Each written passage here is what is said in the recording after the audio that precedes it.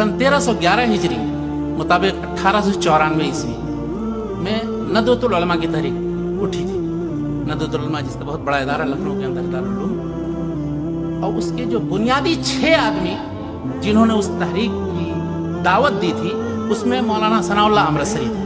कानपुर में पहला इजलास हुआ था मौलाना फैज़ आम के अंदर, उसमें 6 आदमी में मौलाना सनाउल्लाह अमृतसरी जो अहले हदीस के बड़े मशहूर आलिम थे वो थे शामिल। इस तहरीक का मकसद क्या था कि तालीमी इस्लाह की जाए। मदारिस में जो निज़ाम तालीम है जिससे सही तरीके से ना अरबी पढ़ते हैं लोग, ना इस्लामी उलूम से वाकिफ़ होते हैं और फारिग होने के बाद भी दर बदर ठोकरे खाते रहते हैं, तो उसमें निज़ाम तालीम की इस्लाह की। अरबी ज़बान सीखते नहीं हैं सही तरीके से। आज तक बहुत से मदारिस में ये सूरत हाल है, 8 साल 10 साल आप पढ़ें और वहाँ से फारिग होने के बाद आपको अरबी ना लिखना आएगा, ना बोलना आएगा, ना पढ़ना है, तो उसकी इस्लाह कैसे की जाए। तो ये एक ऐसी बेहतरीन कोशिश थी कि उसमें अहले हदीस ने फिर बढ़ चढ़ करके हिस्सा लिया। बड़े अब पुरानी रुदादों में आप देखें, मौलाना इब्राहिम आरवी, मौलाना अब्दुल अजीज रहमाबादी, मौलाना अब्दुल्ला गाजीपुरी, सबकी तकरीरें महफूज हैं रुदात में जो जलसे हुआ करते थे। तो उनकी मुखालफत नहीं की बल्कि उसमें मजीद हिस्सा लिया और उनको आगे बढ़ाने की कोशिश की। ये अलग बात है कि बाद में वो धीरे धीरे सिमटते वो एक खास मकतब फिक्र का हो जाए, वो अलग बात है। लेकिन अब भी बहुत से तलबा वहाँ अहले हदीस पढ़ते हैं और बहुत से अहले हदीस असातिज़ा भी पढ़ाते हैं। और अहले हदीस से दुश्मनी दरअसल नदवतुल उलमा का मौक़िफ़ होना ही नहीं चाहिए।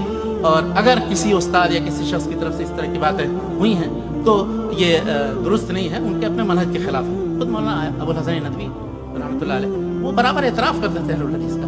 उन्होंने अपनी किताबों में बाकायदा उनका जिक्र किया है और उनके जो इदारों में वो गए और तारीफ़ की है कि अहलुल हदीस के क्या काम है। ये नदवतुल उलमा का एक जमात और कायम हुई, सियासी तौर पर मुसलमान उलमा का प्लेटफॉर्म, जमीयतुल उलमा, जिसका नाम सुनते ही हम समझते हैं कि एक मखसूस मकतब फ़िक्र की जमात है। आपको मैं बताऊं कि ये सन 1919 में कायम हुई ये जमात। मौलाना मोहम्मद हसन देवबंदी उसके सदर थे।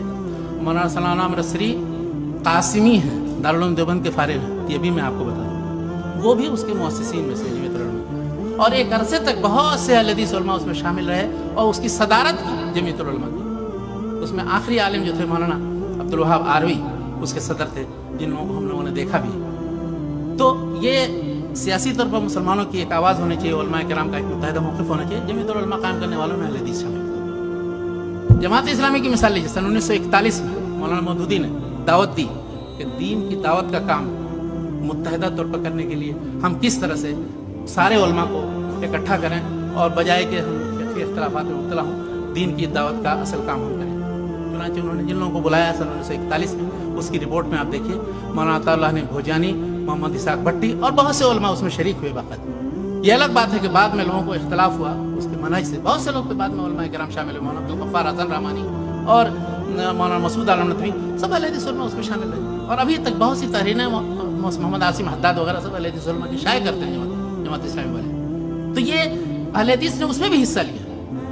और जिन लोगों को इख्तिलाफ हुआ किसी पॉलिसी की वजह से या कोई बात हुई, खुश उसलूबी के साथ उससे अलग भी हो गए, तो उसकी मुखालफत तो दुश्मनी नहीं की उन्होंने शुरू से, जैसा कि समझा जाता है और समझाया जाता है। तबलीगी जमात 1927 में तकरीबन शुरू हुई। मौलाना मोहम्मद इलियास साहब तकरीबन हरियाणा के अंदर और दूसरे पिछड़े इलाकों में जहाँ पर दीन की कुछ समझ नहीं थी, लोगों को पता ही नहीं था, और एक काफिर एक मुसलमान के दरमियान कोई तमीज़ नहीं, उसमें शरीक हुए।